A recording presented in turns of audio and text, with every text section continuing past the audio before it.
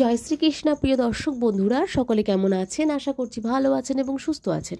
আমাদের দৈনিক রাশিফল এবং টোটকার ইউটিউব চ্যানেলের পক্ষ থেকে সকলকে অনেক স্বাগতম জানিয়ে আজ একটি বিশেষ ভিডিও নিয়ে চলে আসলাম। এবং আজকের ভিডিওর বিষয়বস্তুটি কিন্তু মকর সংক্রান্তিকে কেন্দ্র করে হতে চলেছে, অত্যন্ত গুরুত্বপূর্ণ হতে চলেছে কয়েকটি রাশির জাতক জাতিকাদের জন্য। এবং আজকে চারটি রাশিকে নিয়ে কথা বলতে চলেছি এবং এই চারটি রাশির জন্য কিন্তু দুর্দান্ত সময় হতে চলেছে এবং দুর্দান্ত হতে চলেছে আজকের এই ভিডিওটি। স্কিপ না করে সম্পূর্ণ ভিডিওটি দেখার অনুরোধ রইল সকল প্রিয় দর্শক বন্ধুদের কাছে। তো চলুন ভিডিওটি স্কিপ না করে দেখুন, আশা করছি আপনাদের উপকারে আসবে।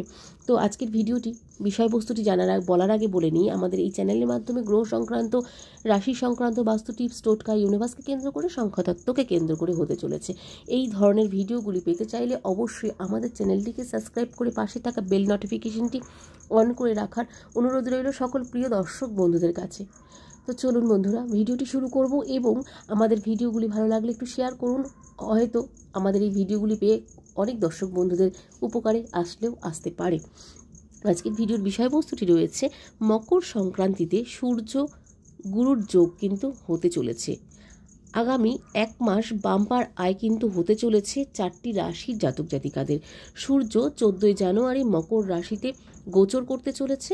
এর সঙ্গে 12 বছর পর মকর সংক্রান্তিতে সূর্য এবং বৃহস্পতির নবপঞ্চম যোগ তৈরি হচ্ছে। এই সূর্য এবং বৃহস্পতির শুভ যোগের কারণে বৃশ্চিক এবং ধনু সহ চারটি রাশির লোকেরা আর্থিক সুবিধা এবং কর্মজীবনে অগ্রগতি কিন্তু পেতে চলেছেন বা পাবেন। এই সমস্ত রাশির জাতক জাতিকারা আগামী এক মাসে প্রচুর উপার্জন কিন্তু করতে চলেছেন। আসুন জেনে নেওয়া যাক মকর সংক্রান্তির কারণে কোন কোন রাশির জাতক জাতিকাদের আয় বাড়তে চলেছে বলে মনে করা হচ্ছে। তো জ্যোতিষশাস্ত্রে যেটা বলা হচ্ছে, মকর রাশিতে সূর্যের গোচরটি জ্যোতিষশাস্ত্রের দৃষ্টিকোণ থেকে খুবই গুরুত্বপূর্ণ পরিবর্তন কিন্তু আনতে চলেছে। সূর্য 14 জানুয়ারি শনির রাশি মকর রাশিতে কিন্তু প্রবেশ করতে চলেছেন এবং মকর রাশিতে সূর্যের গোচরটি অত্যন্ত কিন্তু উচ্চাকাঙ্ক্ষা নিয়ে কিন্তু সৃষ্টি করবে, কর্মজীবনে অগ্রগতি এবং সুনির্দিষ্ট ফলাফল কিন্তু অর্জনের আকাঙ্ক্ষা তৈরি করবে। এই সময়ে সূর্য উত্তরা আষাঢ় নক্ষত্রে কিন্তু চারটি ধাপের মধ্যে যে কোনো চারটি ধাপের মধ্যে দিয়ে কিন্তু অতিক্রম করবে।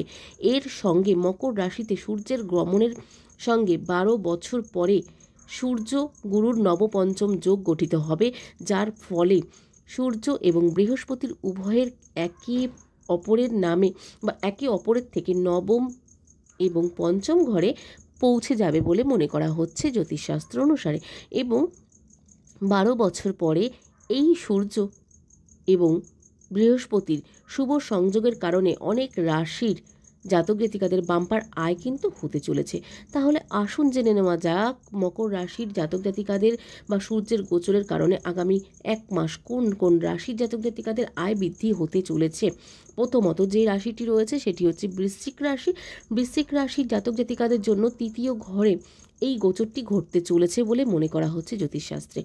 এই গোচরটির আপনার যোগাযোগ, ভাই বোন এবং ভ্রমণের যে কোনো প্রতিফলিত কিন্তু যে কোনো ক্ষেত্রে কিন্তু আপনাকে প্রতিফলিত করবে আপনার জীবনে। এমন পরিস্থিতিতে বৃশ্চিক রাশির জাতক জাতিকাদের নেতৃত্বের ক্ষমতা কিন্তু বৃদ্ধি পাবে। আপনারা যদি নেতৃত্বের কোনো বা যে কোনো কাজ করে থাকেন, সেই ক্ষেত্রে কিন্তু নেতৃত্বের ক্ষমতা কিন্তু আপনাদের বৃদ্ধি পাবে। এই সময়ের মধ্যে আপনার যে কোনো জায়গা থেকে যোগাযোগ দক্ষতা কিন্তু বৃদ্ধি পাবে। তবে এই সময়ে আপনাকে কিন্তু ভুল বোঝাবুঝি থেকে একটু সতর্ক থাকতে হবে বলে মনে করা হচ্ছে বৃশ্চিক রাশির জাতক জাতিকাদের জন্য।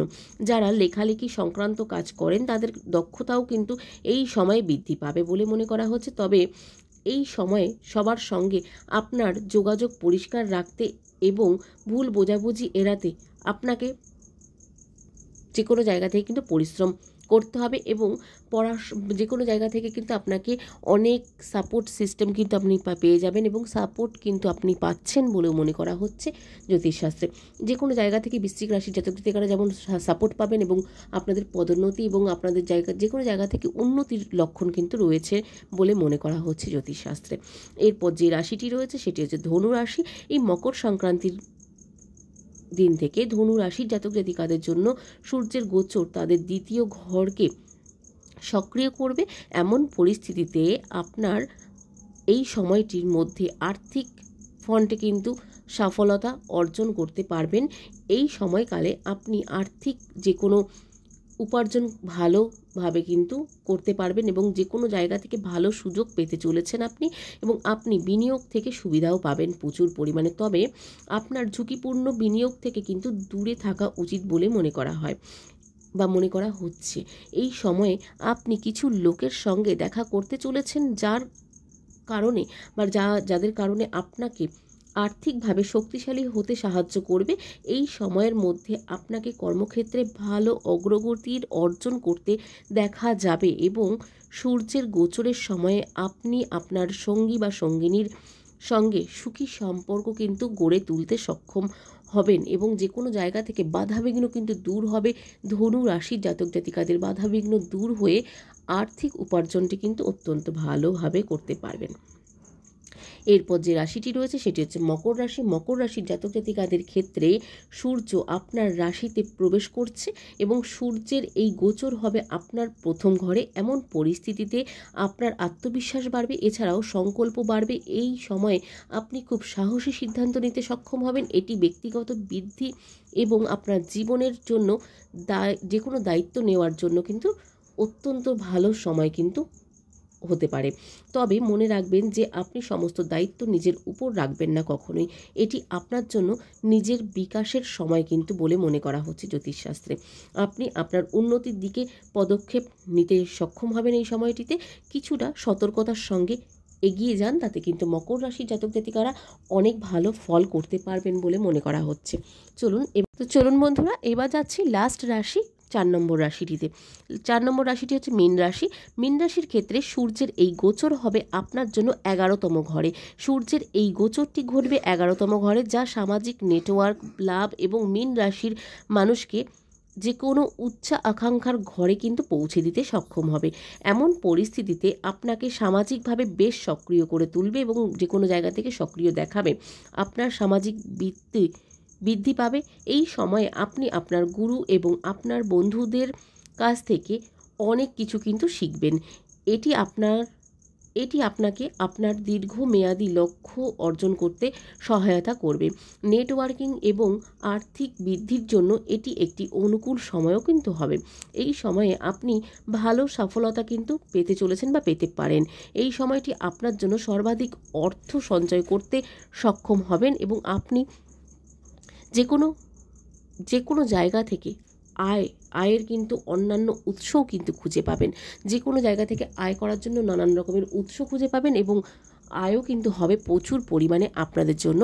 জ্যোতিষশাস্ত্র অনুসারে কিন্তু তো এরকমই বলা হচ্ছে মীন রাশির জাতক জাতিকাদের জন্য এটি কিন্তু হতে চলেছে আয়ের উৎস এবং যে কোনো জায়গা থেকে আপনাদের পজিটিভনেস কিন্তু আসতে চলেছে। এই 4টি রাশির জাতক জাতিকাদের জন্য এই মকর সংক্রান্তি থেকেই কিন্তু 12 বছর পর সূর্য এবং বৃহস্পতির এই নবপঞ্চম রাজযোগের ফলে কিন্তু অনেক উন্নতি লাভ করতে পারবেন। তো চলুন আজকের মতন ভিডিওটি এখানে শেষ করব। প্রিয় দর্শক বন্ধুরা, সকলে ভালো থাকবেন, সুস্থ থাকবেন, সাবধানে থাকবেন এবং আজকের ভিডিওটি কেমন লাগলো কমেন্টে জানাতে ভুলবেন না। ভালো লাগলে অবশ্যই একটি লাইক এবং কমেন্টে জয় শ্রীকৃষ্ণ লিখতে ভুলবেন না। চলুন আজকের মতন সকলকে এখানে বিদায় জানাবো। সকলকে রাধে রাধে আজকের মতন।